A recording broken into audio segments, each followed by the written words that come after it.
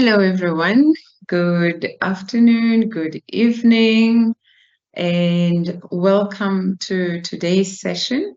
My name is Professor Puleng Sakalo, and I'm going to be going through the session on centering decolonization in the research journey. So this session is going to be looking broadly at the overview of how we can think about our research while at the same time centering the project of decolonization. I'm sure some of you are aware of decolonization, what it is, what it promises to do, or what it aims to do. Some of you may not necessarily be aware of decolonization in terms of how we can think of it in the context of research. And I'm hoping that by the end of tonight's session, you'll be having an idea in terms of how to think about your own research journey and centering decolonization in the ways in which you think about your research question, in the ways in which you think about your methodology, in the ways in which you think about your overall research project. So I'm going to share my slide and then just start.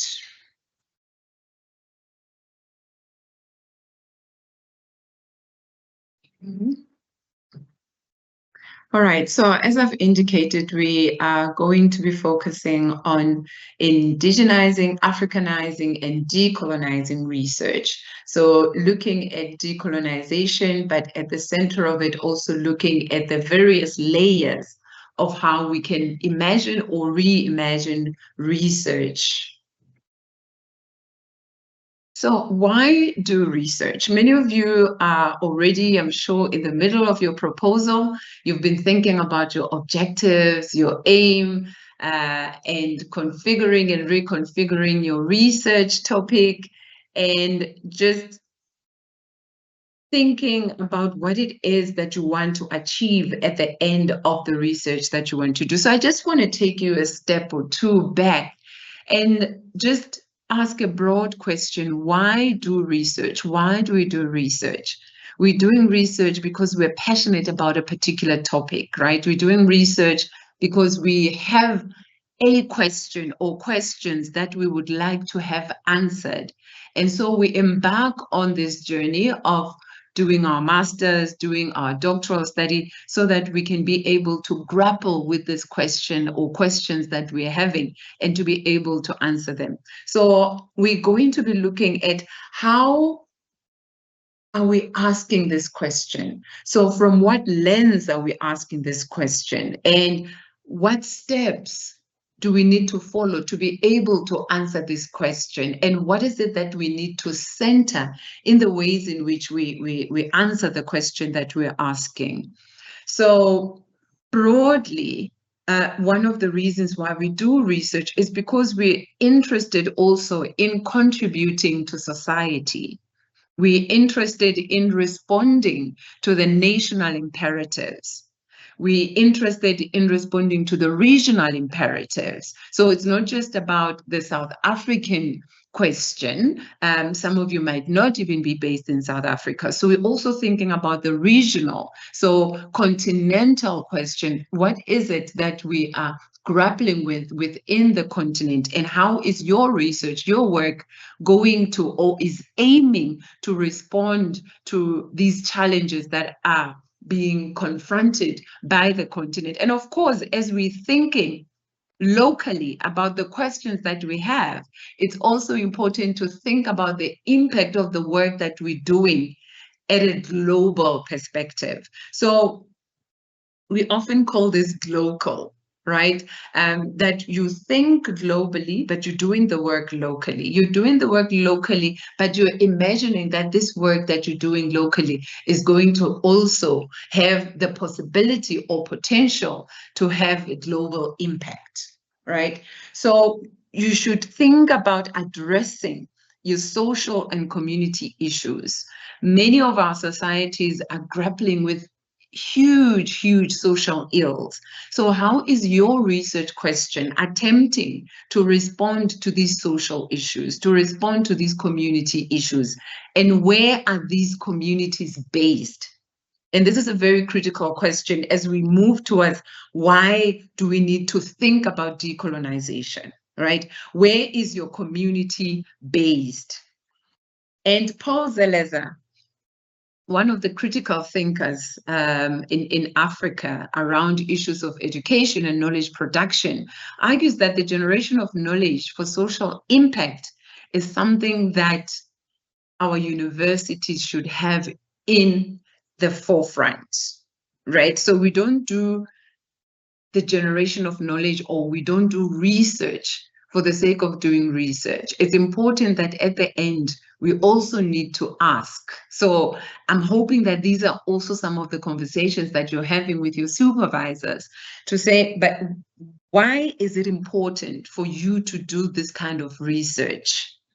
I always ask, why should we care that you're interested in this particular topic? Why should people care about this topic? So you need to be able to answer that question, to say people should care because by asking this question, by doing this kind of research, these are the possibilities that we can imagine should we be able to answer this question. This is how the work can be impactful, or this is how I'm envisaging the work to be impactful in society.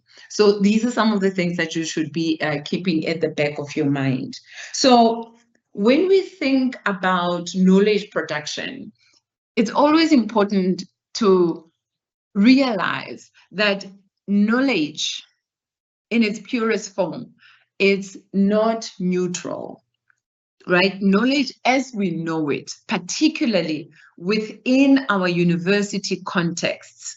If you think about all the theories that you've learned up to now, if you think about all the different theorists, right, that you've learned, whose work you've been drawing from up to now, these are influences based on different histories, different contexts, and therefore those histories and contexts influence the kind of knowledge that then becomes produced.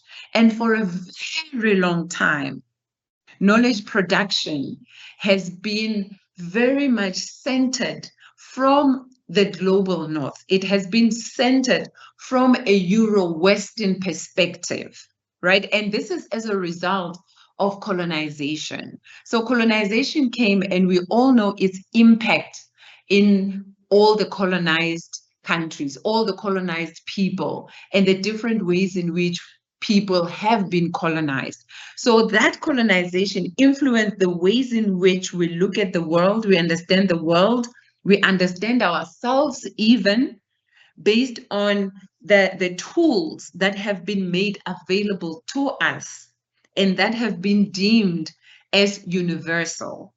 So now, as knowledge producers, as thinkers, you as students, as you're working and contributing towards this knowledge production agenda, it's therefore important for you to also start critiquing, questioning, and asking whether the theories that you have been drawing from, whether the knowledge that you've come to know is sufficient, useful in assisting you to answer the kinds of questions that you have. And this is where the processes of indigenization, of decolonization, and in the context of those who are based within Africa, Africanization are also critical as well. So firstly, indigenization is about how we think about indigenous people, about their histories, about indigenous knowledge systems. All the different people in the world have got cosmologies. They've got worldviews, how they see the world, how they understand the world. And all this understanding contributes towards how people make meaning of the world, right? How they come to know themselves, how they come to know their environment, how they come to understand what knowledge is. right? And so it's also about pedagogy as well. Okay.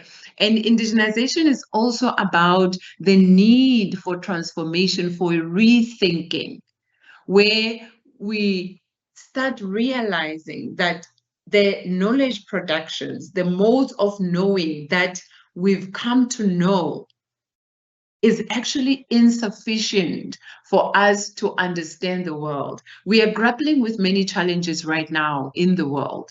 We speak about climate change, right? And we speak about the need to rethink the ways in which we relate and engage with our climate, with nature, with our natural resources, the water around us. And this is why the university has also come up with quite a number of catalytic niche areas to say when we're thinking about what is important, what is an imperative agenda that we need to think about, we need to think about it at the level of the human, but also at the level of the more than human, right? So the environment around us, our relationship and engagement with that environment, and also our education system as well, the ways and forms of knowing, and also the need to transform that education.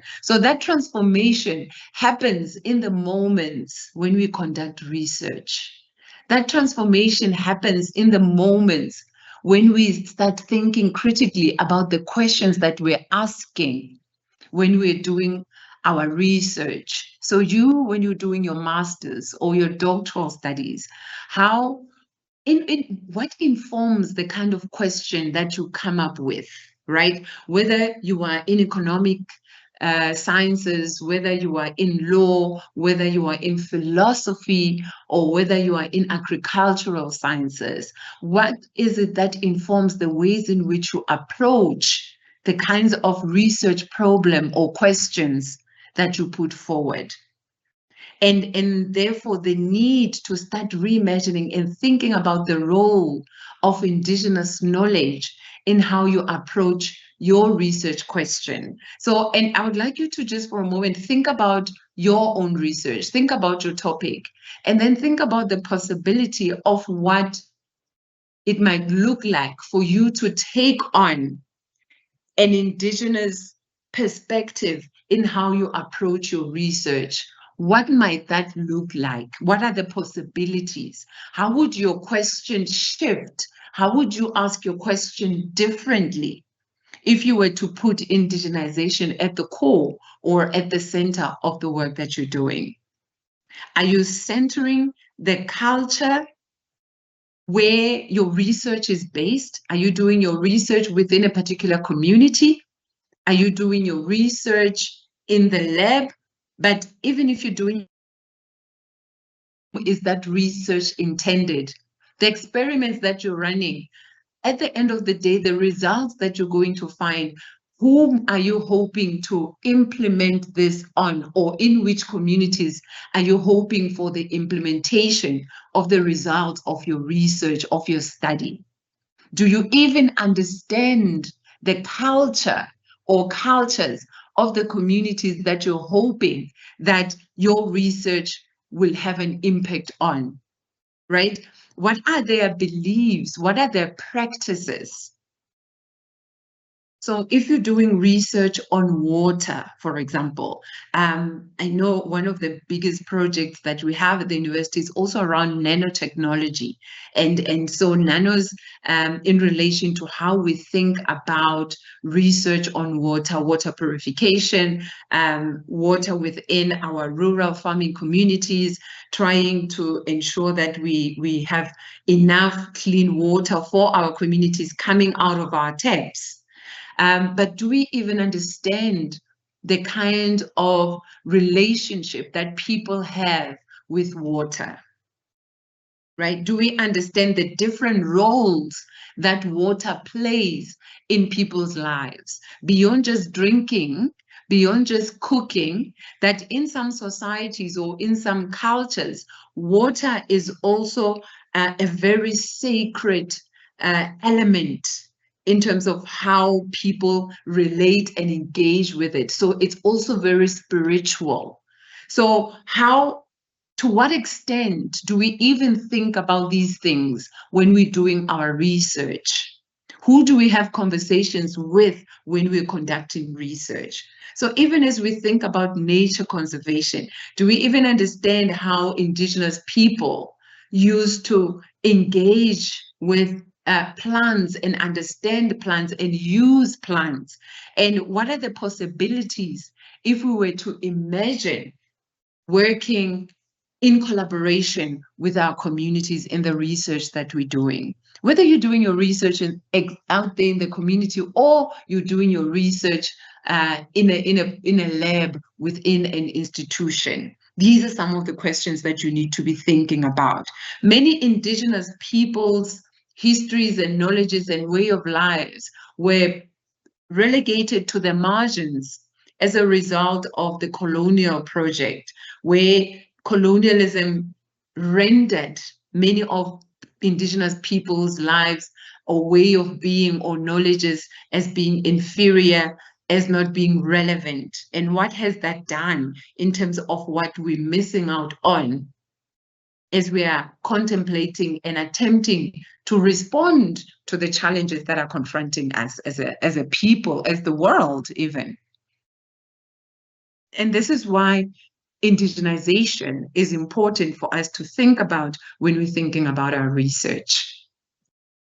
And then we link this to the project of decolonization. And I would like you, as we're talking about this, to look at this as interconnected processes, which are at the same time manifest differently, but they are interconnected because the decolonization project aims at doing what the name also denotes, to decolonize, right? We are a colonized people, or we have been a colonized people for many, many years.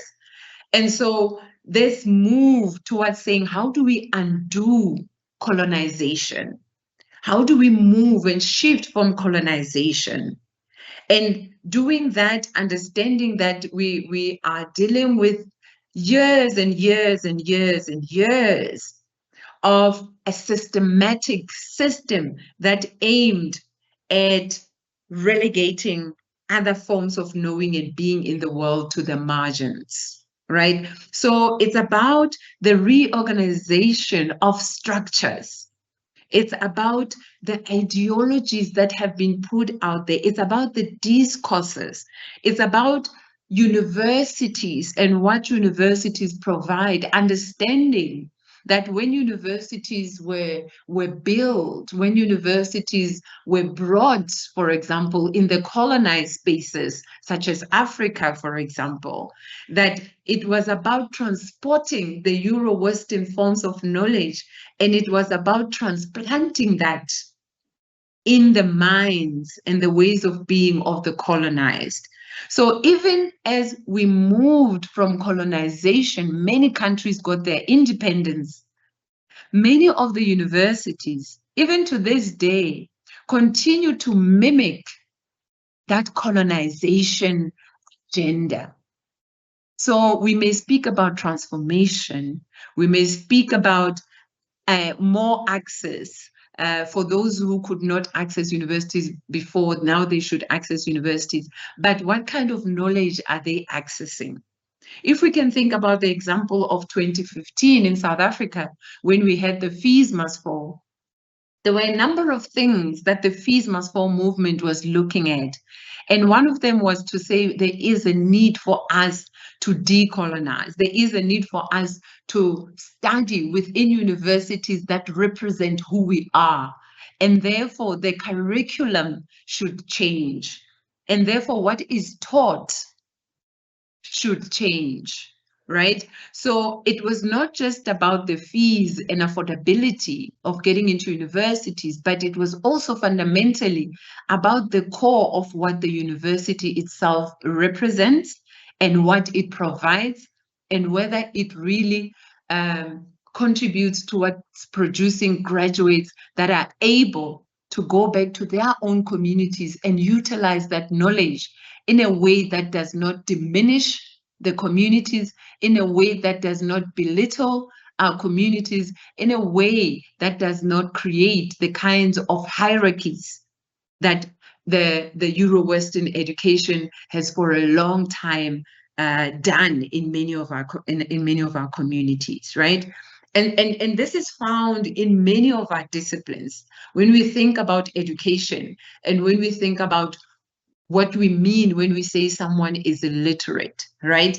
And often illiteracy is linked to someone who lacks access or the Euro-Western education, right? Without acknowledging or even understanding the possibility of the very same people having indigenous knowledge, right? Having knowledge of the land, of astronomy, of traditional or indigenous medicines, but because they were not taught from that Euro-Western way of understanding the world, they are therefore deemed as illiterate. So our thinking on education, for those of you who are in the field of education, these are some of the questions or things that you need to be grappling with as well as you reimagine what education is. So education more broadly, but also education as a discipline, right? Because it's the educators who then come back to perpetuate, to teach, right? So our disciplines also require us to rethink. When you do research now as a master's or a doctoral student, you are doing it so that you can be a contributor towards knowledge production, but also so that you can be a contributor towards the advancement of your discipline. You're doing a PhD in economics.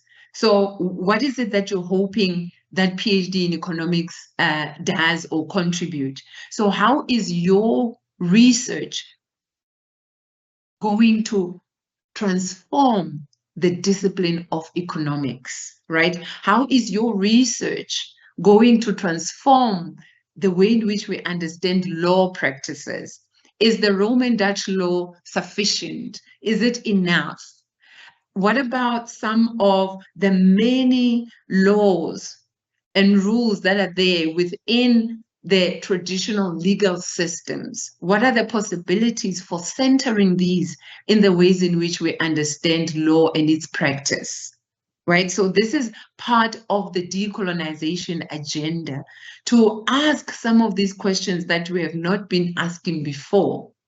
It's important for us to say, when you contribute towards knowledge production, you need to be very, very deliberate about the kinds of research questions that you ask, but also the processes that you follow in answering these questions.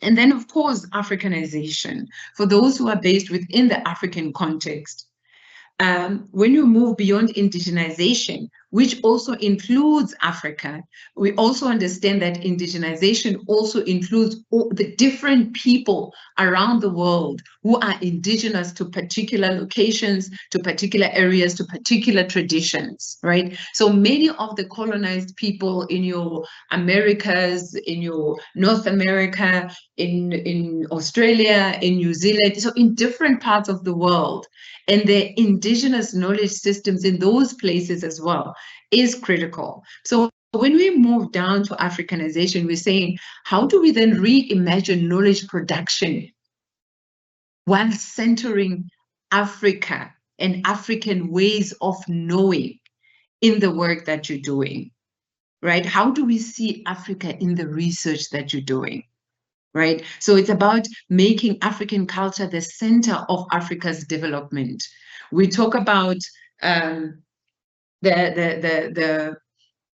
development goals that we have, to say that Africa is often argued that Africa is underdeveloped. But why is Africa underdeveloped? Is Africa underdeveloped? What does it mean when we say Africa is underdeveloped?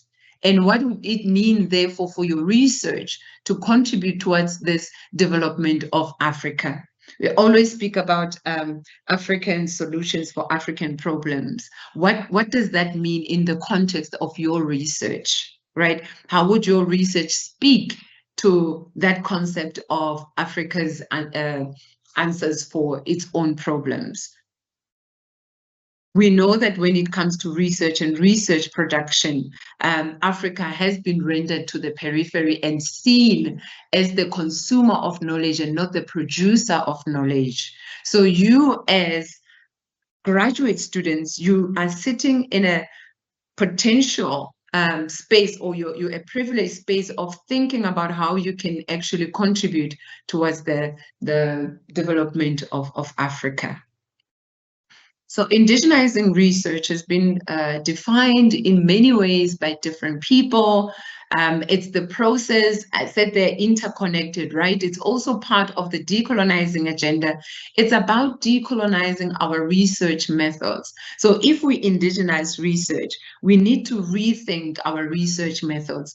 An integral part of the work that you're doing as a graduate student is that you need to show, right, through your research methods, your research approaches that you use, that you are thinking outside the norm, outside what is known, what is usual. So whether you're doing quantitative research or whether you're doing qualitative research, it's about how you frame and rethink the methods that you are using in conducting your research, the approach that you're using in getting to a point where you can answer your research question, right? And this can happen if you center indigenous knowledge systems. What are the possibilities for that? What are the possibilities for incorporating IKS in your work? What are the possibilities for rethinking the ways in which we imagine what counts as knowledge? So the epistemologies. In decolonization, we speak about epistemicides, right?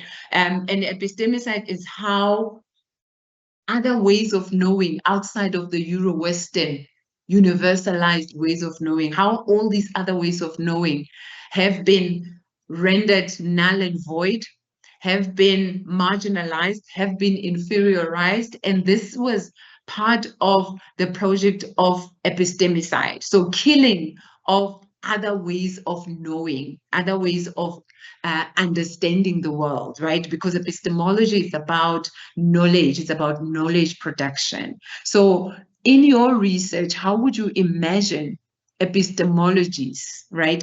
Not just an epistemology, but the possibility of epistemologies and bringing all these different ways of knowing together, right? Into the research processes that you're involved in.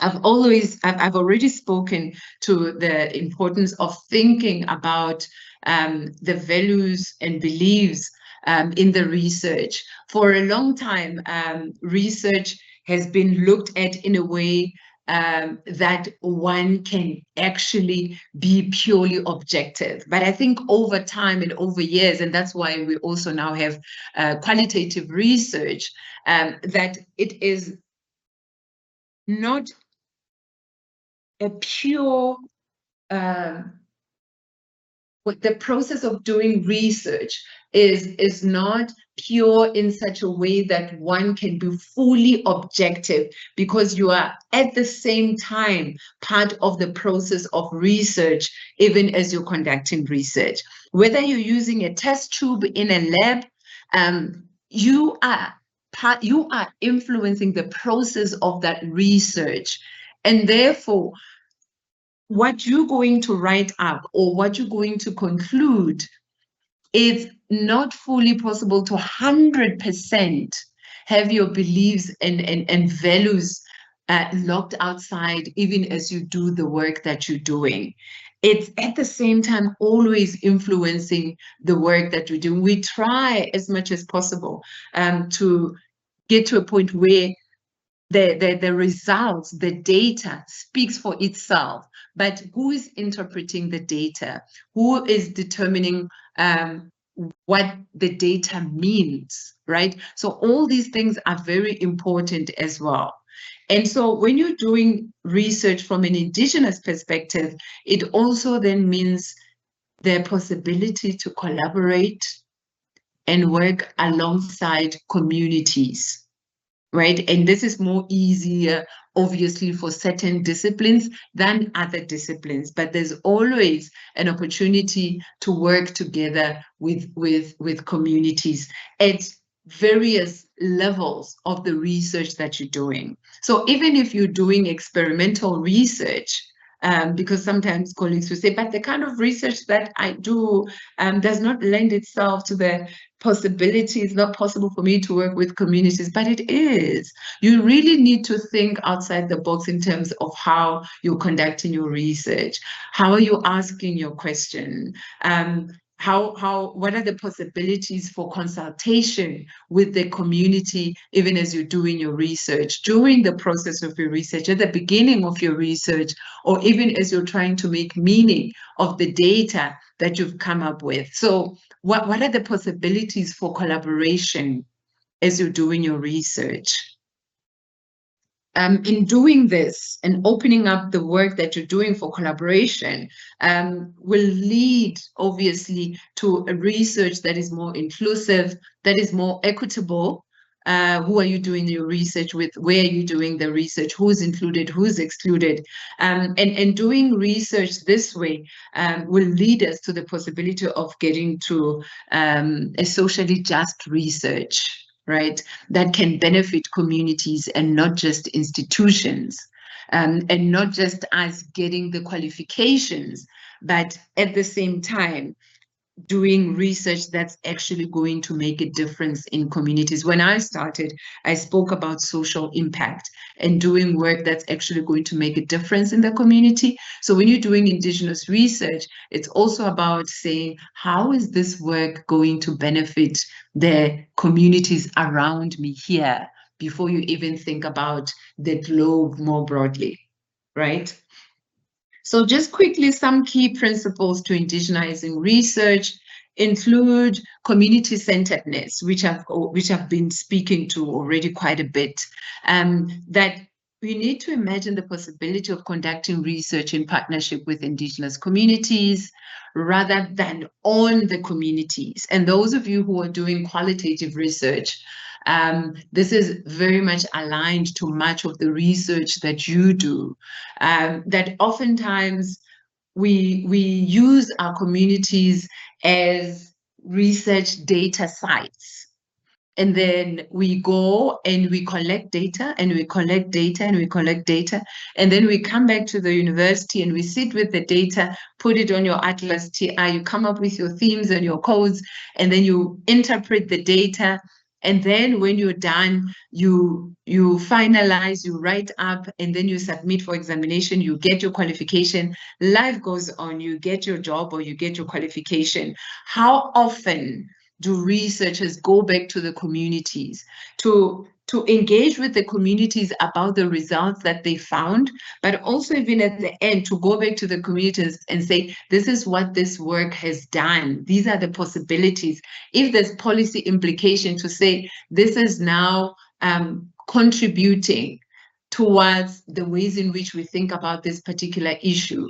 And perhaps the ministry of such and such is thinking about how this work could contribute to the ways in which they provide services to the community. Otherwise, why are you doing this research? Part of the colonial agenda was to be extractivist. The aim was to extract, and a lot was extracted from Indigenous communities. Much of the knowledge that has been deemed to have been produced or coming from some of the theories that we now know, whose work we draw from, is actually knowledge that comes from many of the Indigenous communities. So we as researchers for a very long time are guilty of having come up with theories, having come up with interventions that we have taken credit for without acknowledging communities.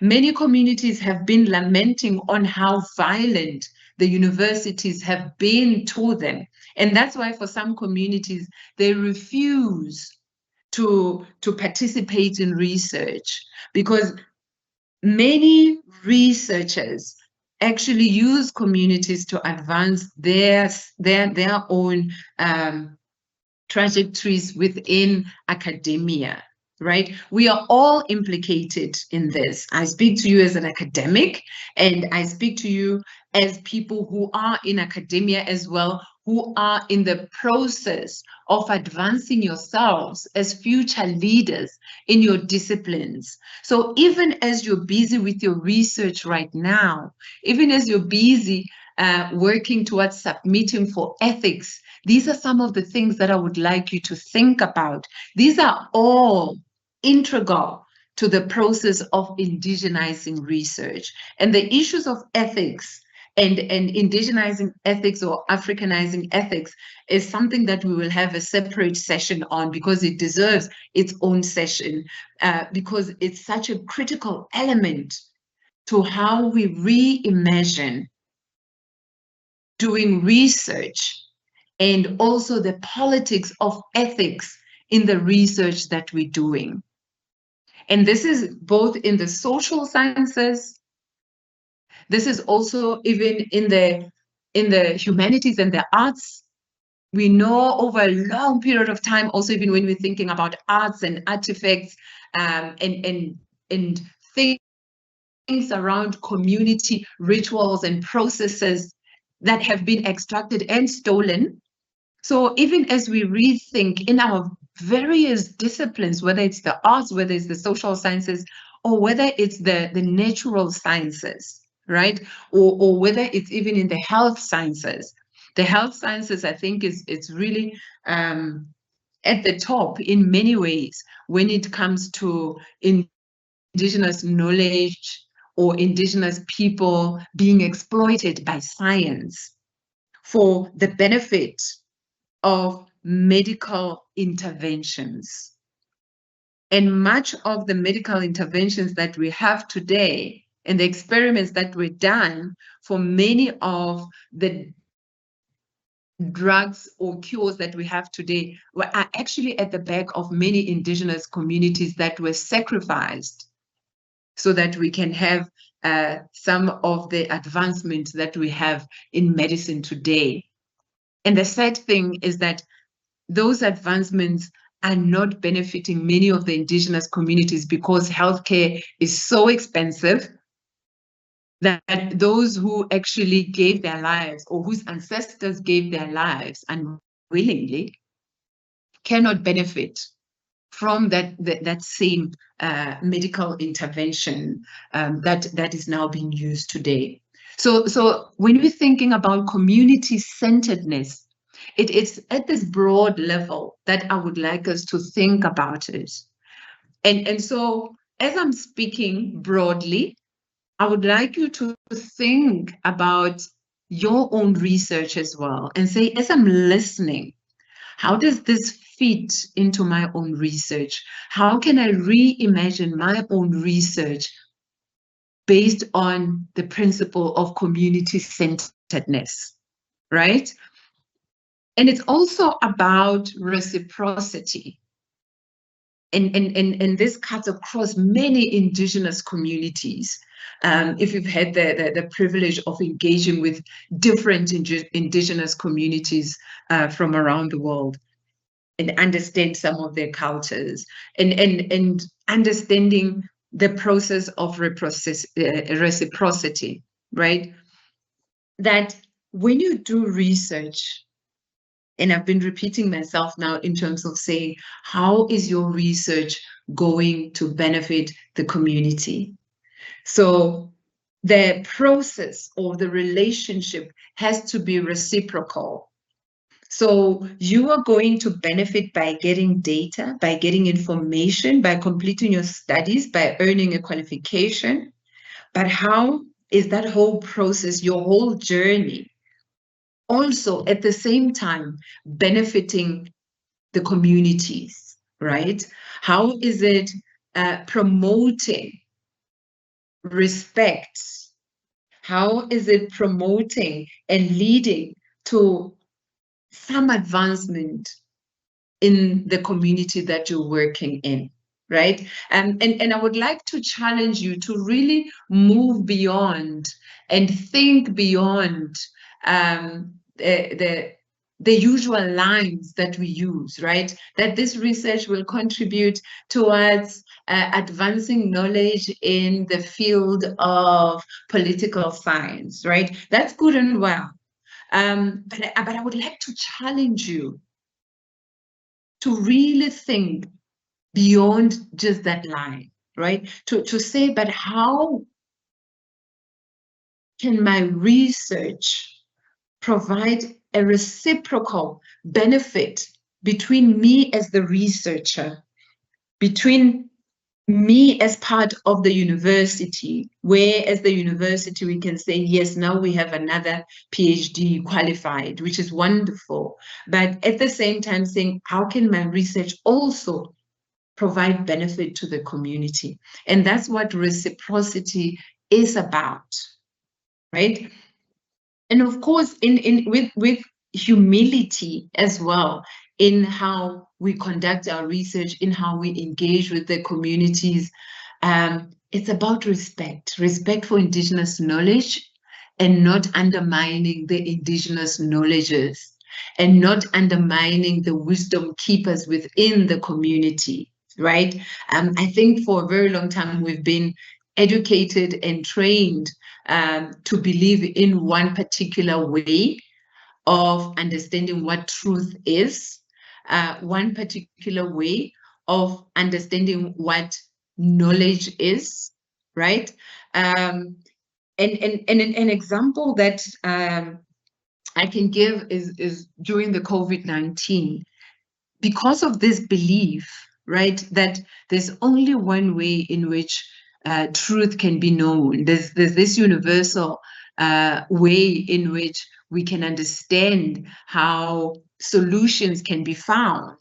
There was therefore a belief that African people are going to die like flies. They're just going to drop dead because of COVID-19, because of our systems and lack of resources in many of our communities.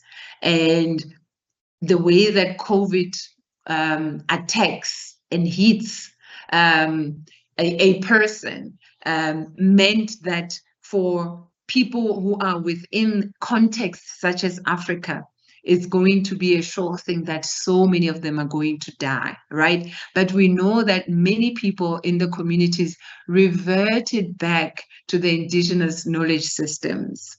And they drew from that Indigenous knowledge to be able to protect themselves from COVID-19. Yes, many people died, but not at the level that I think the globe was expecting, right? People reverted back to some of the Indigenous medicines and healing techniques that actually to some extent saved many people's lives.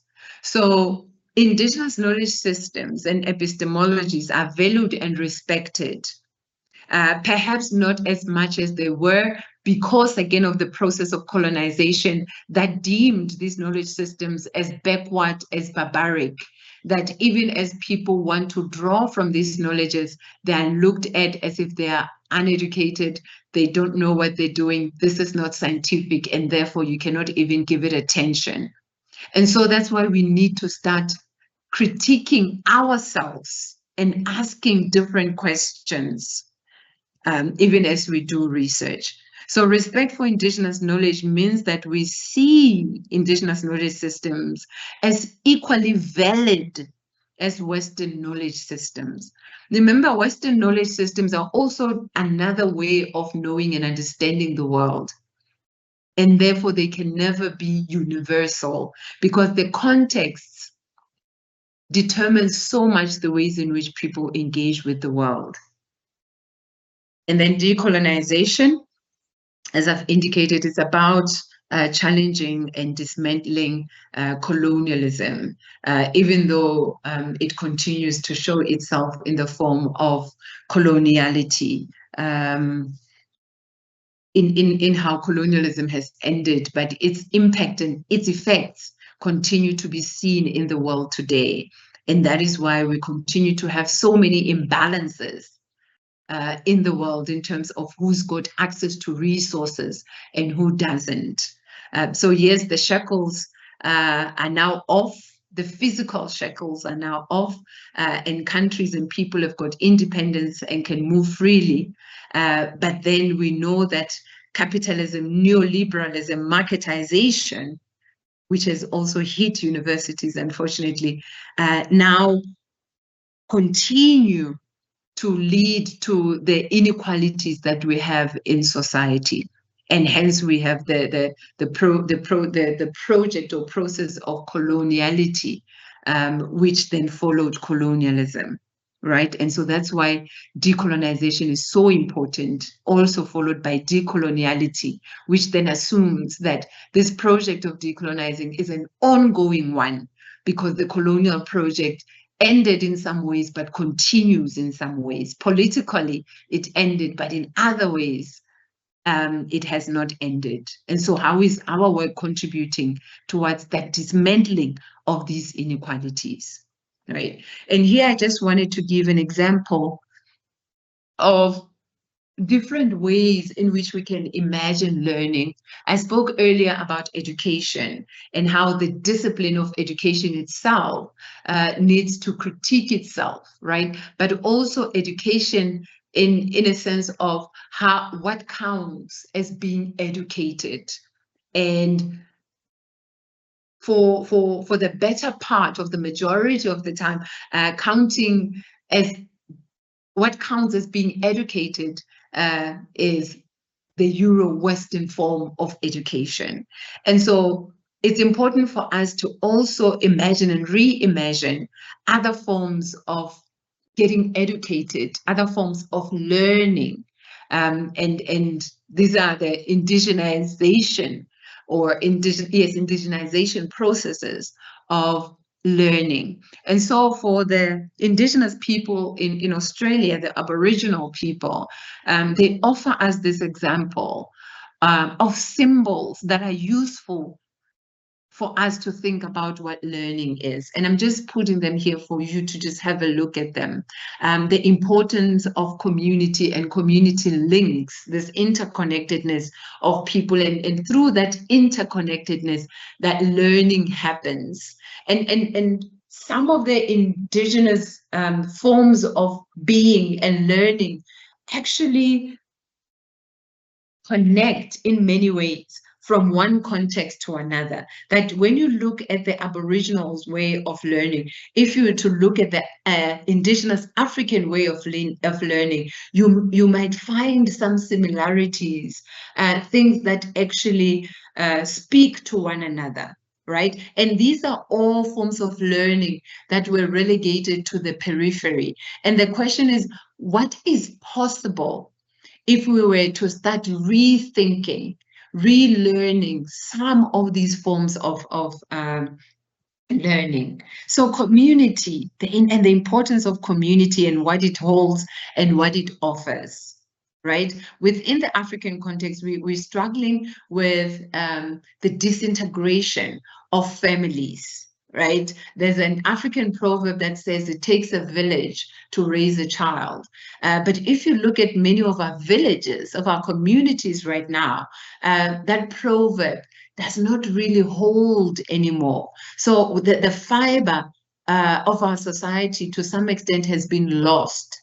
So in the questions that we're asking, what is it that needs to be put in place? How can we think differently about building communities? And how can our research, the work that we're doing, ask questions that lead us to conducting research that attends to these questions, right? That attends to these issues of reimagining the reintegration of families, right? And so that's where community links are so important. And then the deconstructing and reconstructing. What is it that is there? Is it working? Are we just following it or drawing from it or using the theories because they've always been there. What would happen if we were to imagine differently, right? What if we dismantled, we deconstructed so that we can build anew, so that we can reconstruct? And then after this reconstruction, see whether the foundation that we've built works or not. And understanding engagements, relationships, the world as not being linear. This idea of saying you move from point A to point B, or you move from 1 to 2, and you cannot go from 2 to 1, you must move from 2 to 3.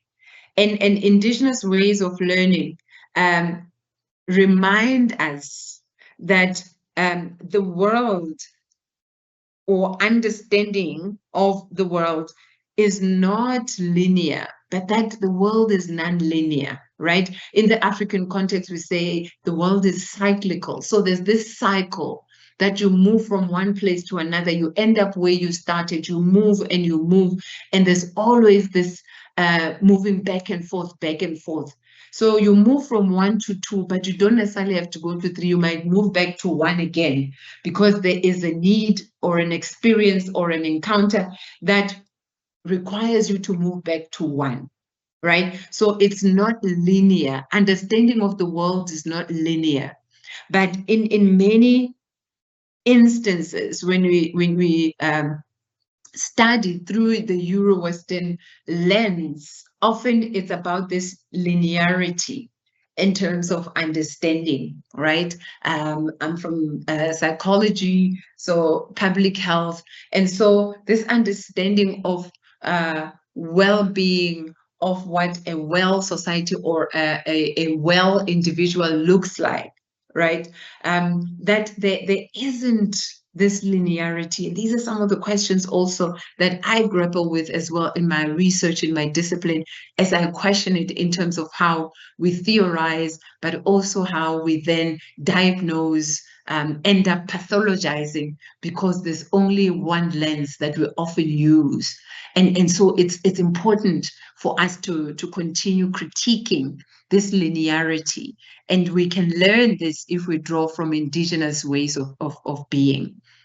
And then the importance of the connection with the land, right? That as human beings, we are interconnected with the land.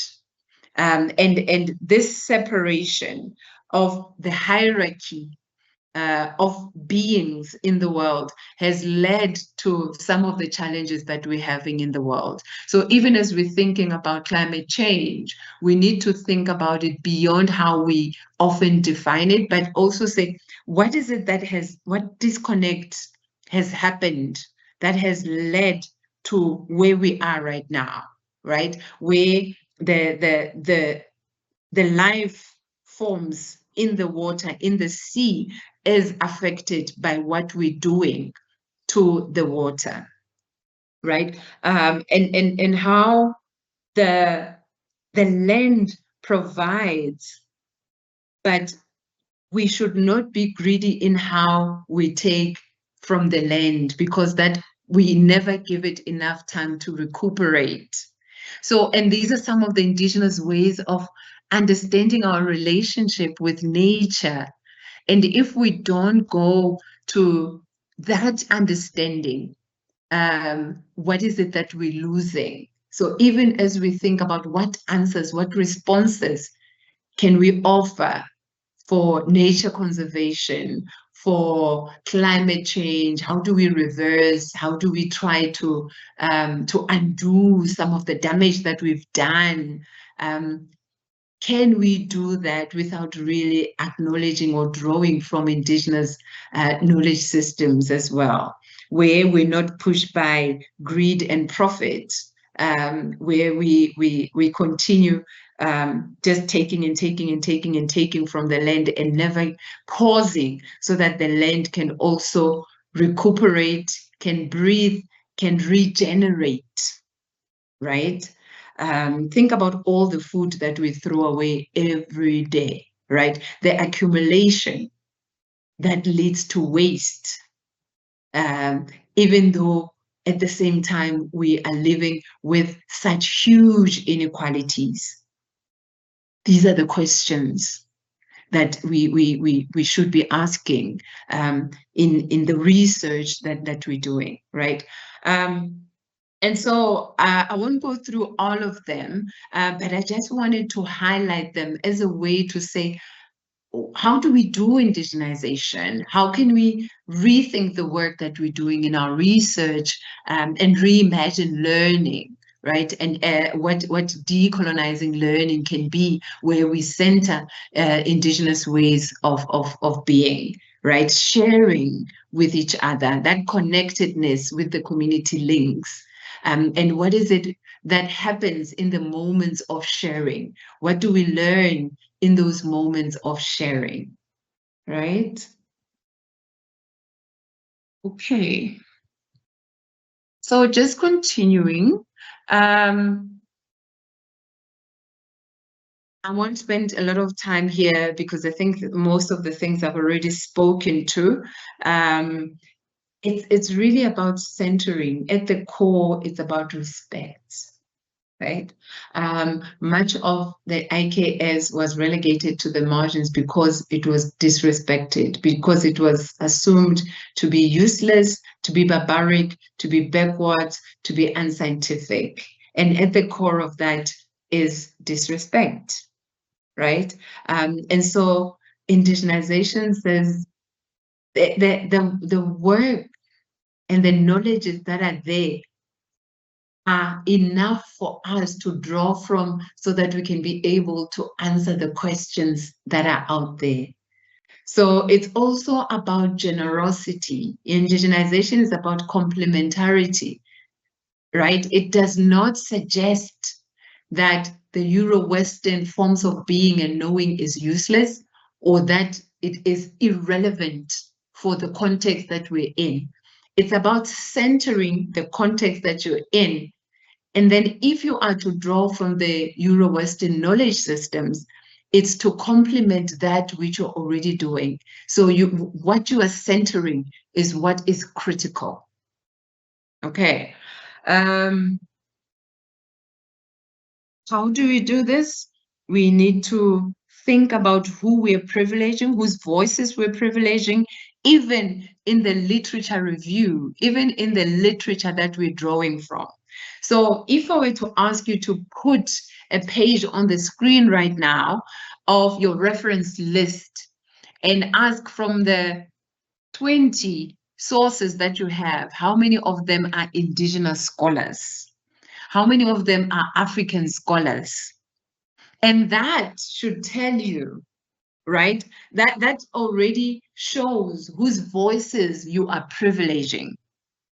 And those voices that you're privileging are obviously then directing how you're doing your research. They're directing how you're asking your questions. They're directing what you're going to privilege in terms of how you conduct your data and then come to conclusions with the data that you're using. And some might ask, but there aren't indigenous scholars in my field, or there aren't enough. I think before you suggest that, I would like to give you homework to go and be deliberate about seeking out indigenous scholars who have done research in the topic that you're interested in.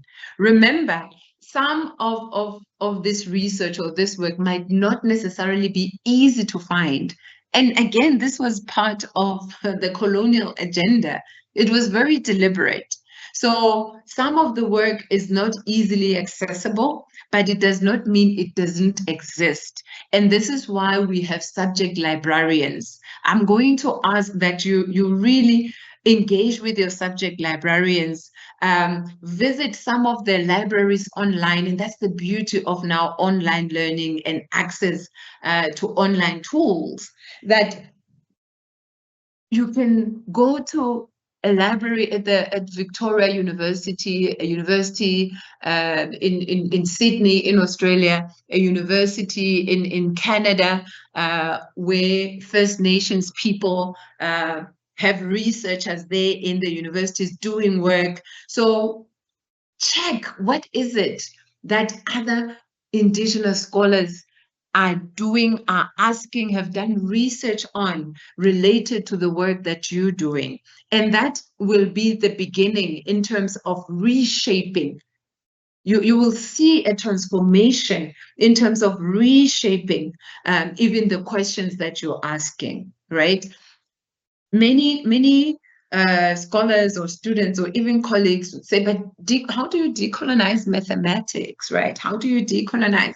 And this is why it's important that you actually, before we assume that, but you cannot, math is math, you can't decolonize math. There are a number of scholars who've actually grappled with this idea, and they've done and written work on decolonizing mathematics.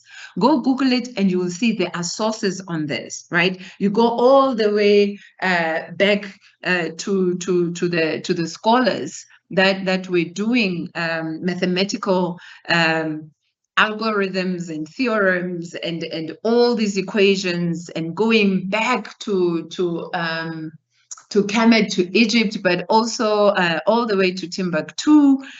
Some of the sources and the resources were stolen, but some of the resources were destroyed. But if you go back in history, you can learn so much about mathematics within the African context.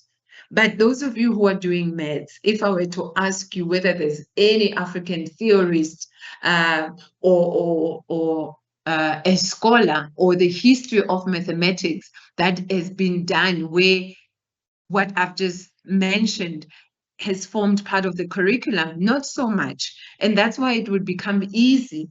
You've done your undergraduate, you've done your honors, maybe you're a PhD student right now, and you are specializing in mathematics, and you're like, but Prof, how do I, in mathematics? And no one will blame you, because for the past 5, 6, 7 years, this was something that you were not exposed to. But it does not mean that it does not exist, right? And that's my challenge to you as current and future researchers, to say, do that work. We need to be able to do that work if we are to truly decolonize academia and to truly decolonize our various disciplines as well, right? So indigenization is thereby preferred in that, as Alfred argues, it recognizes the difficulty, as I've just indicated, of changing the fabric of the university per se, right? Because we are based within institutions that are built on this history of Euro-Western ways of being. So obviously the change is not easy, it's not going to be easy, right? Accepting that whilst it cannot be entirely changed, it can instead be shaped to be more supportive of Indigenous people and knowledge, right? So this really beautifully summarizes some of the points that I've made up to this point, right? And then what does it do if you do that? It prepares Indigenous students to go out into other sectors as agents of change. So as an Indigenous student, for example, those who are, how do you bring yourself into the university? How do you bring your family, your community as part of you into the university? Do you see yourself in the university? And how does then that speak to the knowledge that you want to produce, that you can produce, that you should produce, so that you can go out into the world as an agent of change, not only for your community, but for the world at large, right? And then decolonization, to decolonize, is to really rethink and ask questions about who controls your field, your discipline internationally and in South Africa, for those who are in South Africa or the region where you're in. And it's important to ask this question, because by answering this question, then you'll get a sense of who determines the agenda in your discipline. So if I were to ask you, who is the foremost theorists in your area, in your discipline. Who are they? Who are they? So who control? Because when you mention those names, one name or two or three names, mention those names and then see whether any of them are indigenous scholars or whether they're African scholars. And then that will give you an answer to who controls the field internationally, right? So whose voice is at the center internationally in your field. And that's the person who, those are the people who continue to shape your discipline. And so what work needs to be done for that to change? And we have to be deliberate about it. Who controls the institutions and organizations of the field? So your associations, the boards that you have in your fields, who are they? Where are they situated? And that will give you an idea of the challenge, if it is a challenge, of where we are in terms of the need to decolonize. I indicated that I'm from psychology. So who are, the four names, as in the forefront, the names in the forefront, in the field internationally. Everyone, when people think about psychology, whether they are in physics or they are in accounting or jurisprudence, one of the first names that come to people's mind is Freud, right? Sigmund Freud. And he's from where? He's from Europe. He's Austrian. He's from another part of the world altogether.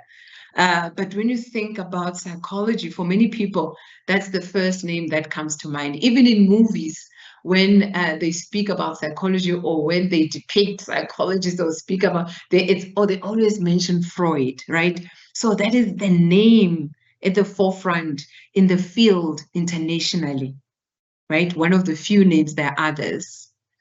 And who controls the institutions and organizations of the field?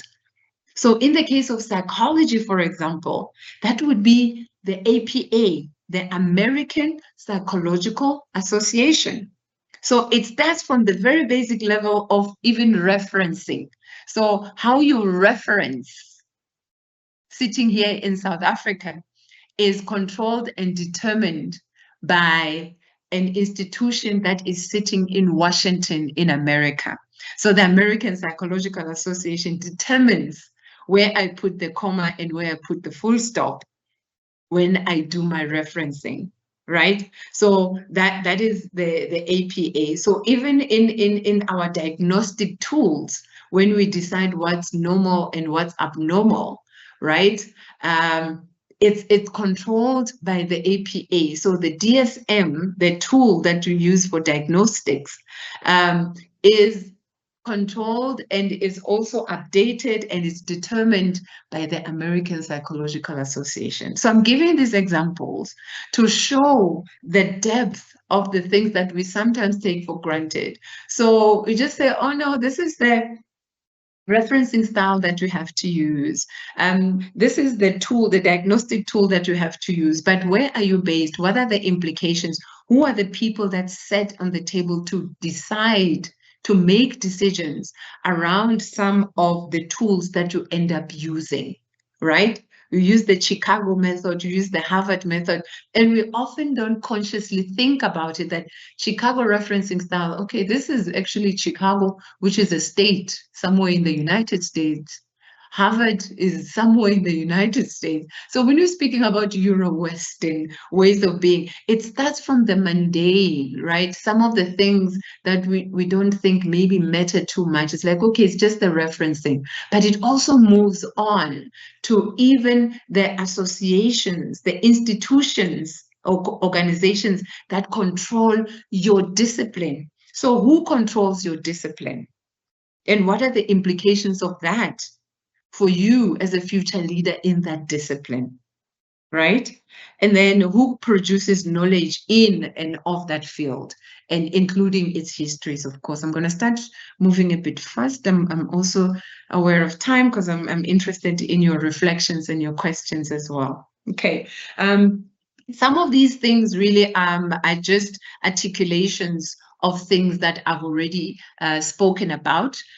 So as you know, the slides are going to be shared with you. So if I just fly through some of the rest of them, know that you're going to get access to these, and then you can spend a bit of time reading through them as well as you reflect on your own research and the possibilities for decolonizing your own research is very critical here. Okay.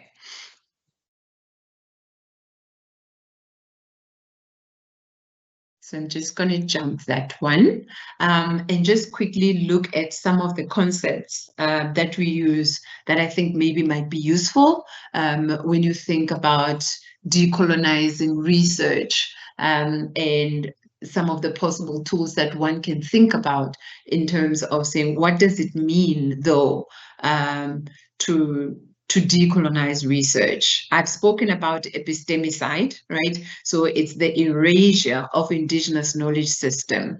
The other ways of being and understanding the world and producing knowledge that was relegated to the periphery, thereby killing and nullifying those forms of knowledges is a form of epistemicide, right? And this is what then decolonizing research is about. It's about reclaiming the epistemologies that were relegated to the margin. So through the research, by being deliberate about how you think about your research approaches, can then speak to how we can engage or confront the persisting epistemicide. And then epistemic justice. So the idea is to move from epistemicide to move towards epistemic justice, right? So where we speak about ecologies of knowledge, where multiple ways of knowledges and being are centered, right? So where we move and shift from a monolithic understanding of the world to move from a universal and assumed universal way of understanding the world to embracing a pluriversal way of understanding the world. And this is the work of ensuring justice in research and also equity in knowledge production, right? Where we rethink what knowledge counts and what knowledge doesn't.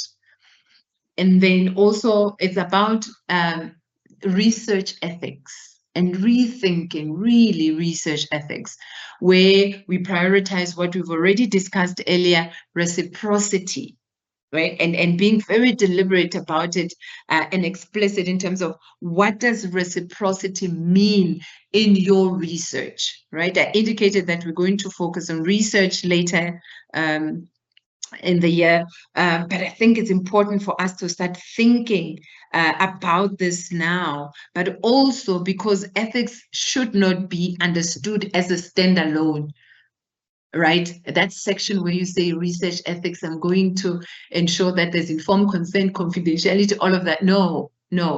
Research ethics should be an integral part of your whole process of thinking about your project, right?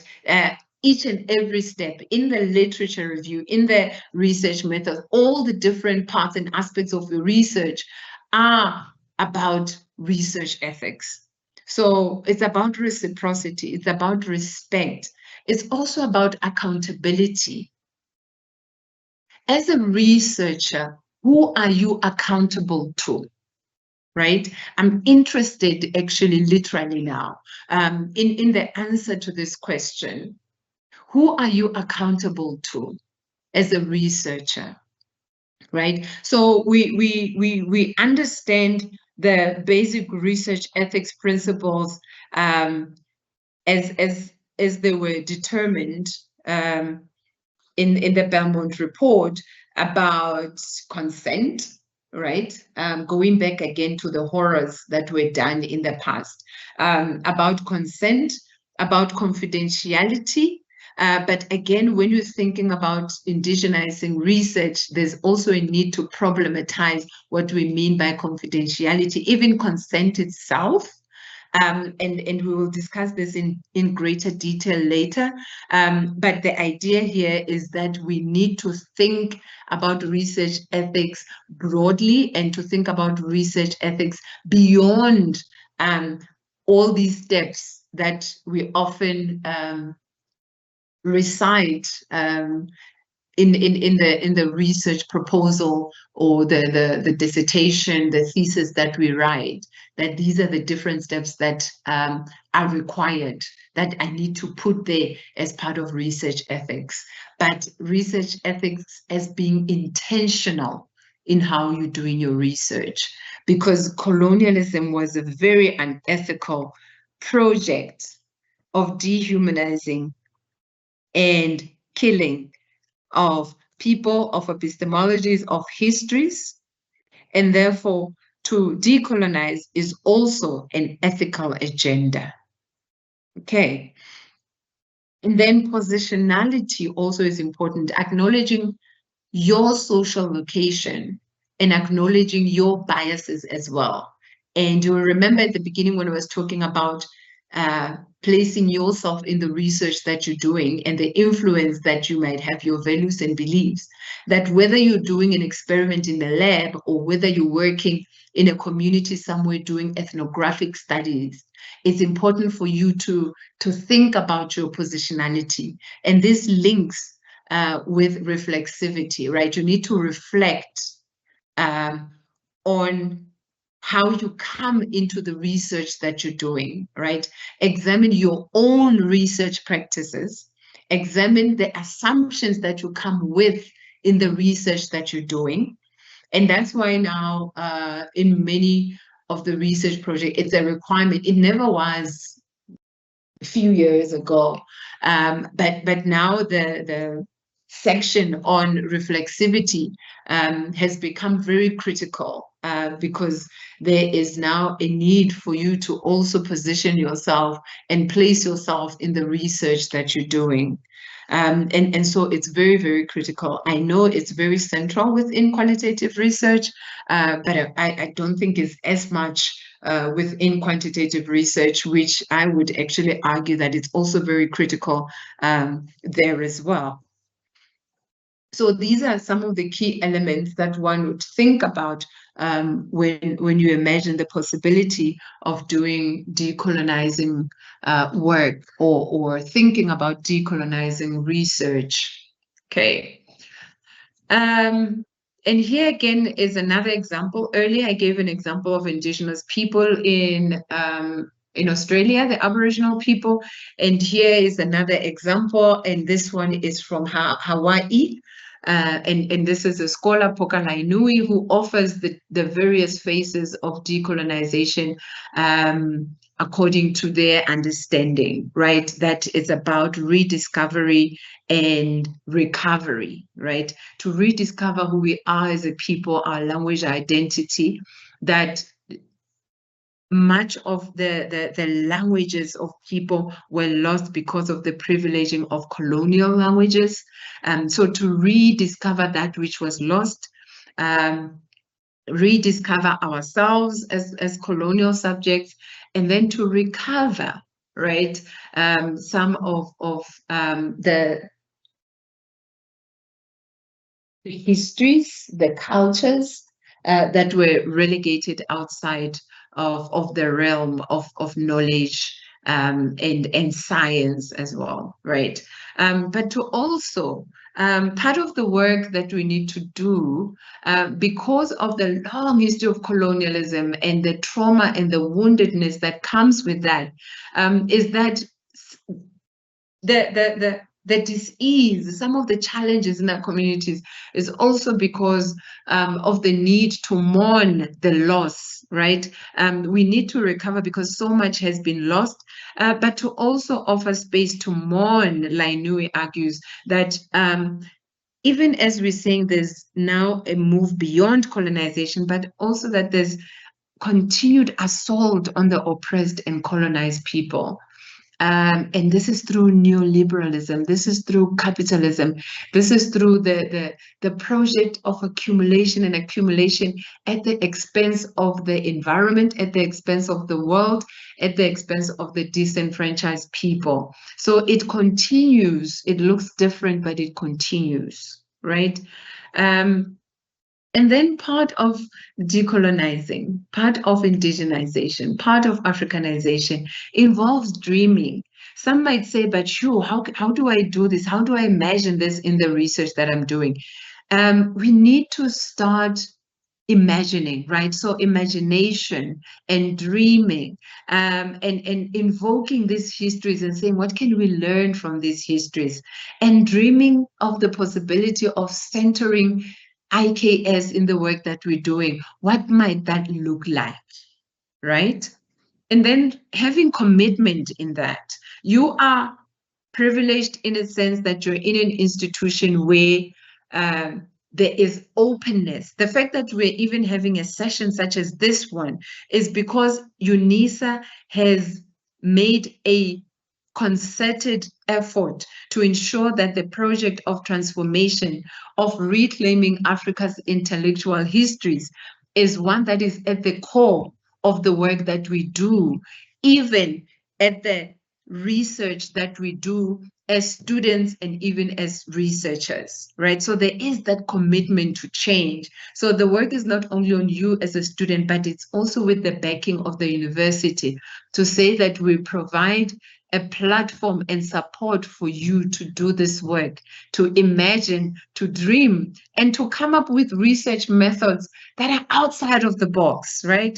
Say that I'm going to be doing drumming, and that is going to be my data collection, right? And then I'm going to record and I'm going to produce and present my data differently, right? And that is part of dreaming, and that is part of what we encourage, to say there are other ways in which we can think about what data looks like, right? In a way that can also be meaningful, not only for the ivory tower that is the university, but also other spaces as well. And that can only happen if we take a step and actually take action.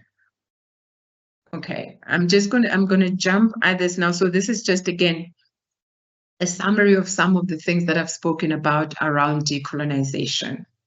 Okay. And Africanization, I think I've infused that in my talk on indigenization and decolonization. So I won't speak about it separately. But of course, these slides are going to be shared with you. And should you have questions after individually looking or personally in your own space, looking at these slides, and then have questions based on what you would have read, because I did not go through each one of them step by step, maybe in the way that you might have liked to, so that I explain. Should you have questions after you've gone through the slides, we're still going to have many other sessions together. And by all means, please, you can come with your questions then, or you can send through your questions to our coordinators by email. And then before the beginning of the next session, if I've received the questions, then I will make sure that I go through your questions before I continue. Okay. But Ubuntu Africanization, really, some of the key concepts are about human interconnectedness and community. And again, within the African context, we call this Ubuntu, right? Being human, that I am because of you, you are because of me. So we are interlinked, interconnected. My existence is dependent upon yours. My existence is dependent upon everything that is around me. So if I hurt you, I hurt myself as well, right? Because if you are not well, you are not okay, then you not being okay is going to affect the next person, or is going to affect me in terms of how you might act out as a result of not being well. So the idea is, again, that interconnectedness. As you saw, you remember that circle with the Aboriginal ways of learning, is about community links. And if there is a brokenness somewhere in that community link, then things are not going to exist in harmony, because there is a disconnect somewhere in that chain, if you will, right? And that is what part of Ubuntu is. And you see how, again, as I was saying, the connectedness of these indigenous ways of understanding the world, you can always reflect and look back at one and the other. Okay. Okay, I'm just trying to skip through some of these things. And another thing we didn't really touch on is the issue of gender as well. So African feminism, which is also linked to decolonization and Africanization. Again, the challenges or problematics of patriarchy, and the role of colonization also in how patriarchy shows itself and manifests in our communities today. So that history is also very important for us to understand how patriarchy manifests in our families, in our communities, so that even as we attend to it, we don't only deal with symptoms, but we also understand the fundamental root cause of the challenges that we have. And so that is where then the work of African feminism, decolonial feminism, comes to the fore, which is very much different from your Euro-Western ways or forms of doing feminism. Okay. Okay, then continues just talking about the importance of Africanization, centering African ways of being and doing in the research that we're doing. Okay. Right, I think this then brings me to the end of my presentation for tonight, and thank you so much for listening to me. And now I'm going to pause the presentation so that we can go to the Q&A, and I'm interested in some of your thoughts and your reflections as you relate and think about this in the context of your own research as well. I'm just going to take a moment to see if there are any questions from your side. I think the system is still loading, but also the reflections that you might have as well. Okay, so let's see. I see a few. Okay. I'm just going to read them out. So if it's reflection, so that we all hear. If it's a question, then you can attend to it. Thank you, Prof, for the presentation. Is it compulsory to include decolonization in my research? My focus area is science. Anonymous, I'm trying to check when you asked your question, because maybe I had not spoken about how sometimes within the natural sciences, there is this assumption that decolonization is for the human sciences. Okay. We are introducing all of you to decolonization and to consider and take seriously the possibility of centering decolonization in the research that you're doing. And this is fundamentally from the very point of, or the beginning, in terms of how or what questions you're asking, and also thinking about whom are you doing this research for, whom are you hoping or expecting to have or to benefit from this research. So is it compulsory to include decolonization in my research?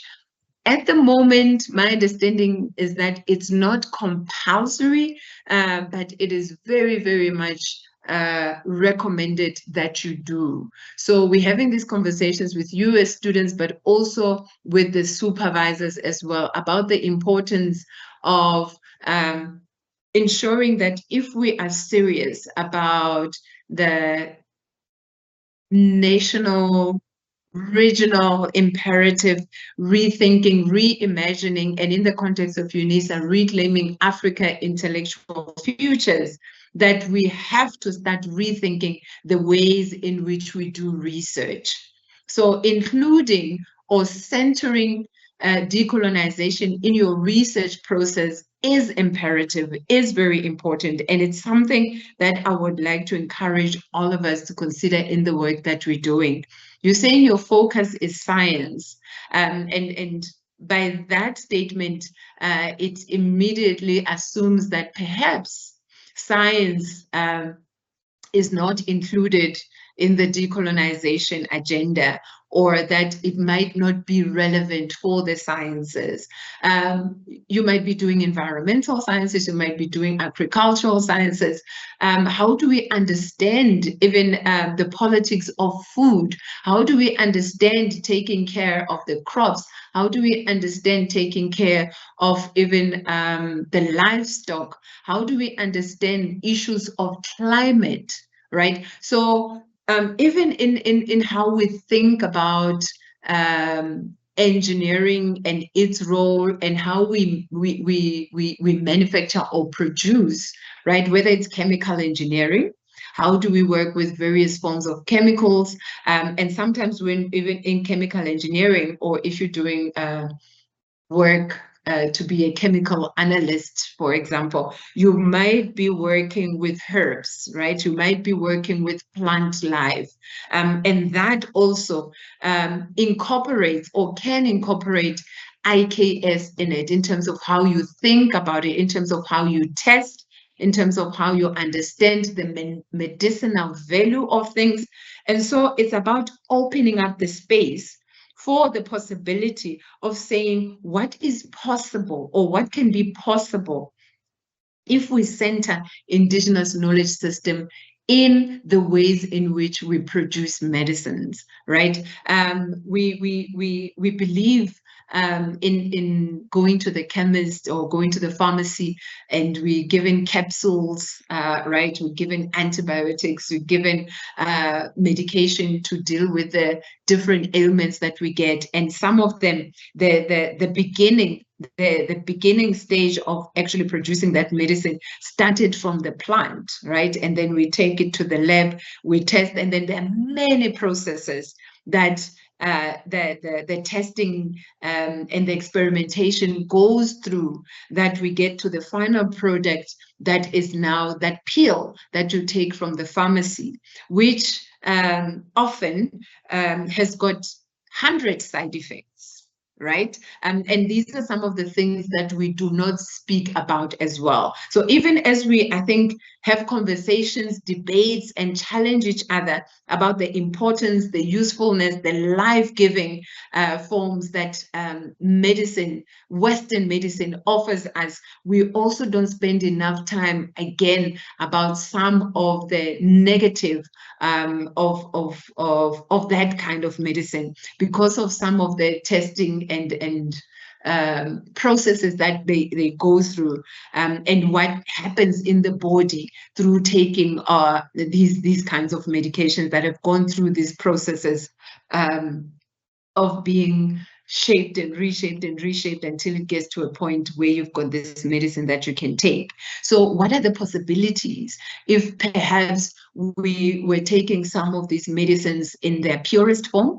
Or what are the possibilities if we were to be in collaboration with the herbalists who have the knowledge of indigenous plants and their healing properties, and maybe reduce some of the possible side effects that we have in the medication that has gone through some of the processes that it goes through in the lab, right? So not one side is right and the other side is wrong, or vice versa. And that is why we're saying we need to start thinking about the possibility of this ecology, right? You know, an ecosystem where there are many things existing together, existing in harmony. How can we create a space for the possibility of that existing in harmony, where at the end of the day, what we're all interested in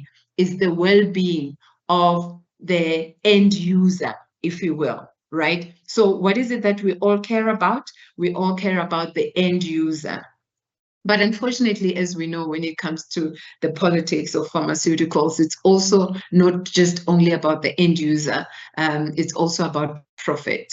And so that's another conversation, and I think politics that one can get into as well. And I think as scientists, as researchers, these are the uncomfortable need to have as well. And these are some of the conversations that you need to have in your own research, the questions that you need to ask in your own research as well. So Anonymous, I hope this answers you, and I really hope that you consider possibilities of how you can use a decolonial lens in the work, in the research that you're doing, and what that might look like. Okay, so decolonization is not only for the human sciences. Decolonization is it's for and about all spheres of learning or knowledge production, coming from the arts, the humanities, the social sciences, the natural sciences, all different forms of knowledge production. Okay. Should decolonization be centered from the proposal stage? Yes, absolutely, absolutely. It will make sense for you to immediately start doing so from the proposal stage, because then that will guide you to have an idea of how you're going to frame the actual research when you get to the dissertation or thesis stage. So it would be important for you to already from your proposal phase start carving it. So from even the literature that you choose to focus on, who are the scholars? So because part of decolonization is also about being deliberate about who are the scholars that you are privileging and that you are in conversation with, even as you're looking at the gaps that are there in research, right? So yes, it has to be centered from the proposal stage. It will be easier that way, because I think trying to bring it in at a later stage when you're already doing your thesis or your dissertation, then there's a lot of revising that you would need to do. So the feedback that you will get even from the higher degrees committee, your ethics committee, all of that will assist you so that when it comes to the actual doing of the research, you have it clear in your mind. Okay. Good evening, Prof. Hello, Yvonne. How long does it take before I receive outcome on ethical clearance? I submitted more than 2 months ago. Yvonne, I'm not sure in which college you are in, but it differs from one college to another. And sometimes the ethics committee sits only once a month. And so depending on when you would have sent your ethical clearance request, maybe when it reached the committee, it was after they had set for that month, right? So that month will then, so if let's say they set on the 4th of April, and then you submitted your application on the 7th of April, right? So the next meeting would be, let's say, the 4th of May. So on the 4th of May, that's when they would sit with your ethical clearance form and then discuss it as the committee. And then only after that will you get clearance. So ideally by the end of May, because it's not only your application that they would be looking at. So after they've looked at all the applications, they then have to prepare all the letters with feedback, either the clearance or feedback to say you need to revise. So that might take another 2 weeks. So ideally, by the end of May or the beginning of June, you should have received your feedback. And if it's been more than 2 months, so it will take, as I said, it depends when you submitted. But if it's been more than 2 months, I would suggest that maybe you follow up with your supervisor or the relevant office within your department. So if it's the higher degrees committee that assists you with this, you can do that. And I know that the process has now been streamlined. So you submit online, everything is done online.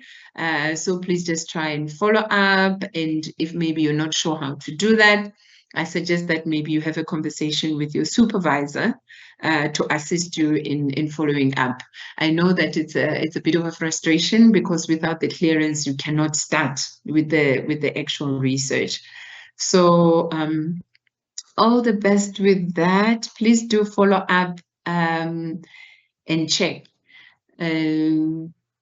I'm in the human sciences, so if you were in the same college, I'd be able to direct you also, but I think it's better if you speak to your supervisor so that you also don't jump processes or jump steps. So speak to your supervisor and get guidance on that. But yes, more than 2 months is a bit long. Maybe give it another week or two. But if it moves towards 3 months, it's really time wasted on your side that you could be doing the research, okay? But I'd encourage you that as you wait, I hope you are, as you're waiting, that you're also working on your literature review, because at least that you can do without having to get your ethical clearance. So please make sure that no time is wasted. Use your time fruitfully. Okay. Hello, Joshua. Is there a relationship between decolonization and contextualization? Okay, Joshua. So contextualization is about taking the context into consideration. And decolonization obviously goes way beyond that, right? It's much more involved than that. It's about going back to the history. It's about looking at the role of colonialism in assisting you to frame your research and the question that you have. So if you, for example, looking at research on gender inequality, to say, okay, how do I understand the challenges and problematics of gender equality? This has got historical roots, right? Where women were deemed as second-class citizens, they could not vote, they could not work, they were not allowed to earn a salary, they were deemed as children. So this was part of the history, and this was also part of colonization. And therefore that history assists you to be able to frame and to question the inequality across the gender lines, right? So all of that history assists you to then contextualize the research that you're doing and say within the context of South Africa, we also have apartheid that followed colonization. And apartheid also was, again, very deliberate, that even if I went to school and I got a qualification, if I woke up tomorrow and got married and started working, for example, maybe I did nursing, I started working as a nurse, that tomorrow if I decide to get married, I lose all the privileges, right? So that's what colonization and then later apartheid did. It's really cemented some of the things that colonization did. So if you're writing from a South African context, these are some of the things that you would then highlight and the frame that you would use as a way to contextualize your research. So there is definitely a relationship between the two, but you can say context or contextualization is embedded within decolonization, because decolonization says we cannot speak about universality because American psychology or American anthropology does not hold necessarily within an African context. So the context matters because that history and the theorizing in that particular context cannot necessarily be applicable in my context, right? So the two are related. And contextualization is within the frame of decolonization. Hello, Fritel. It's good. It's good to connect again. And I'm so glad that you're back in the space. Okay, So you saying that it's your considered view that until we Africans develop financial institutions that will fund our research projects, it will be difficult to achieve the decolonial project? Absolutely. We can blame the West, but eventually we go back to the same countries which colonize us to look for funding. For example, the Bill Gates Foundation, Ford Foundation, the list is endless. Fertil, I could not agree with you more. I could not agree with you more. I'm hoping that at some point in the upcoming sessions, we'll get an opportunity to also have a conversation specifically around this issue that you raise about the global north and the global south and this playing field that is not level, and how this idea of aid or idea of financing and the dependency that African countries have on the global north, on funders that are outside of the continent, contribute also towards who sets the agenda, because the one who provides the resources will set the agenda. So when the funding comes from Bill Gates Foundation has got its own priorities. So even when they give funding, they're very specific that they're interested in this, that, and the other. And the same with the Ford Foundation, the Carnegie Foundation. As you say, the list is very endless. And until the African Union, until the governments within the African continent make a deliberate effort to ensure that they provide resources for research within the African continent. We're talking about AI, we're talking about innovation, and all of these cannot happen if resources are not put in place.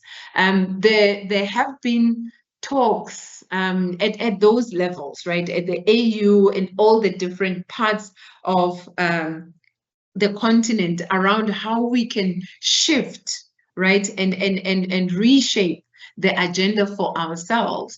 And one of the agreements was that all the countries within the continent, all of them, should at least contribute 1%, only 1% of their GDP towards research and innovation, right? And as I'm talking to you right now, none of the countries, including South Africa, none of the countries have put 1% towards this. South Africa is the one that is the closest. I think the last time I checked, I stand to be corrected, but I think it was 0.6, if not 0.7, that was put towards this. And this is still, it's not enough, but it goes a long way. And that is why of the many countries in the continent, South Africa stands as one of the leading countries when it comes to providing support for research. And so that is why when it comes to the rankings internationally, which are also problematic in their own ways, but that also gives us an idea of leading researchers and scholars who are able to produce research that gets recognized, but also produce research because they've got the resources, right? So South Africa stands, we've got the NRF, we've got the NIHSS. There are many spaces within South Africa, even the government itself directly through DHET provides this finance. This is something that we may take for granted, but if you look at some of the other African countries, this is not the case. So even when we collaborate, when we do research, it's when we start realizing some of these challenges and inequalities. So I'm saying this to really agree with you, Fertil, that there has to be a concerted effort from Africa to have financial institutions and financial backing for institutions, academic institutions, to provide the resources to be able to do the research that we want to do, but not the research that has been determined elsewhere, right? More than 80%, I think 89%, almost 90% of the research that's done in Africa is focusing on health, right? And you know what that speaks to in terms of clinical trials and testing of things. But it also makes you wonder, are we really that sick, or are we really that unhealthy as a continent that so much of the funding that comes is forcing us to do research that focuses on health? Right? Why is that? And often, what choice do you have? Because you need the funding, you need the resources. Sometimes you have to collaborate with colleagues who are based in other parts of the world, in Germany, in the UK, in France, because the funding is based there. A colleague contacts you and they say, let's do research together. And because you need to be in a research project, you end up doing the research that you're not necessarily passionate about, but it's where the funding is. So now you end up being part of that research. So absolutely, Fritel, absolutely. I'm with you. And as I said earlier, that luckily we're finding ourselves in an institution that is forward thinking. And UNISA has also taken a deliberate effort to work towards ensuring that they provide students and researchers support to be able to do the kind of research that they want, but also work towards projects and initiatives and agendas that are trying to push our governments, our policymakers, but also funders, so that they start rethinking their funding models. So this is work in progress. And at some point during the course of the day, I hope to share more on that with you, because I think it's important that as emerging researchers and scholars, that you also become part of these conversations. Okay. Thank you, Peter. Hi, Curtis. Is it possible for one to include decolonization of service delivery within Tshwane municipality? Absolutely, absolutely. What is your question? And how do we think about service delivery as centering dignity at the core of the work that we're doing? And decolonization is about what? It's about reciprocity. Decolonization is about making sure that we center Ubuntu at the core of what we're doing. Decolonization is about working in collaboration with the communities, right? So if you're thinking about the kind of services that municipalities offer, we also need to think about the possibility of collaboration between municipalities and communities. So even when municipalities come up with new projects, new agendas, new ways of providing service, who are they doing this work with? Who are they deliberating with? How do they decide whether that's the kind of service that communities require or not? And how they provide those services. So decolonization asks us to think about those questions, so that even when you do research, you can challenge the municipality in terms of the kinds of possible interventions that could be put in place. To also even start redefining service delivery. Service delivery according to whom? What does it mean to provide good quality service delivery, right? What does it mean when we've got clinics that do not function? What does that mean for the dignity of people, of their well-being, and the kinds of structures that are put within those communities? So these are some of the ways in which one can think about how you ask your research question when you're thinking about service delivery. So it should not just be about the provision of services, but you need to unpack that. You need to unpack that while centering issues such as I've indicated, of reciprocity, of communal sharing and thinking together, of collaboration with the communities, all of those things. So I think some of the key principles that I've spoken about that are of decolonization, I would encourage you to go back to them and think about those principles in relation to your research that you're doing on service delivery. So absolutely, absolutely. Hello, Anonymous. You're saying your insights have prompted me to reconsider my research title. I'm so happy to hear that, which I had previously outlined and had approved. I'm currently in the initial stages of my proposal within the field of education. My question is, can I change my title at this stage, or should I simply incorporate the new information from today's presentation into my existing framework? The beautiful thing, Anonymous, about the journey of doing research all the way until your last chapter, 5, 6, 7, chapter 8, is that there's always an opportunity to reframe the work that you're doing. So even at the time that you are done with your dissertation, before it goes for examination, you can change your title. At the end, you realize and you look at the work that you've done and you say, but this title does not fully encapsulate the work that I'm doing or the work that I've done. So you can always do that. So what I can encourage you to do is perhaps have a conversation with your supervisor, share the thoughts based on the insights that you say you've gained tonight, and then decide whether you should change your title now, or you can leave it as is if it's already approved, and then only change it later based on how you would have reframed the content of the work that you're doing. So you can continue doing the work, and then based on the content, you will find that perhaps that title is not suitable anymore. Okay, so I will encourage you to have a conversation with your supervisor on that. But I'm very, very delighted to hear that this has prompted you to start really reflecting and thinking about the ways in which you want to approach the work that you're doing. Okay.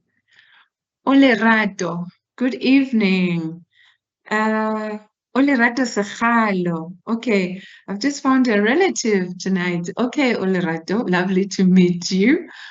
I'm sorry to be off topic, but please advise on how to go about applying for postdoctoral fellowship program. I'm currently in my final stages and would like to pursue postdoctoral fellowship in the College of Human Sciences. Is it advertised on public platforms, or are all PhD alumni automatically emailed when the adverts are out?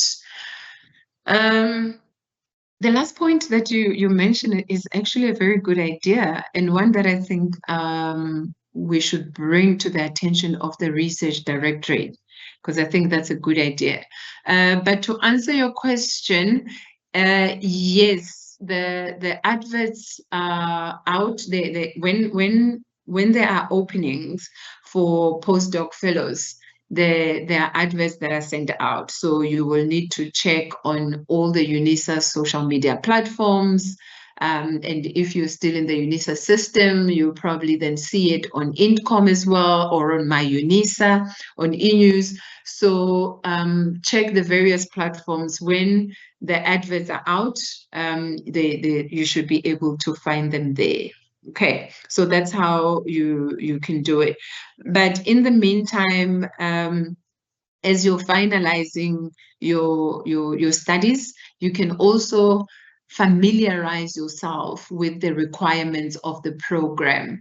So you can just go online on UNISA and the research website, and then look at postdoctoral fellowship. And then there you can be able to read the framework and the requirements and what it is that the postdoc fellows at UNISA do, what the expectations are, so that you can have enough time for you to prepare yourself for that. Because one of the things is to then come up with a proposal to say, in the 3 years that you're going to be with us as a postdoc fellow, what is it that you're going to do? What is it that you're going to achieve as it aligns to UNISA's strategic objective, as it aligns to the impact in society? So all those things you also need to think about as well. And I think also tonight's session, also thinking very seriously about how your work will strategically speak to advancing the agenda of the university, of making sure that we reclaim Africa's intellectual futures. Okay, Olerato, Lovely to meet you. And thank you so much. I think yours was the last question. And thank you so much, everyone. Thank you so much for your questions tonight. And as I always say, if perhaps something comes up for you after the session, because sometimes it's a lot at the same time, and only after the session that maybe a question pops up, or when you go back to your work and you are revisiting your work, questions might come up. Please feel free to send them through to my colleagues, Dineo and Bronwyn, and then they will make sure that I get those questions. Otherwise, it's 8 o'clock, and I shall be seeing you tomorrow.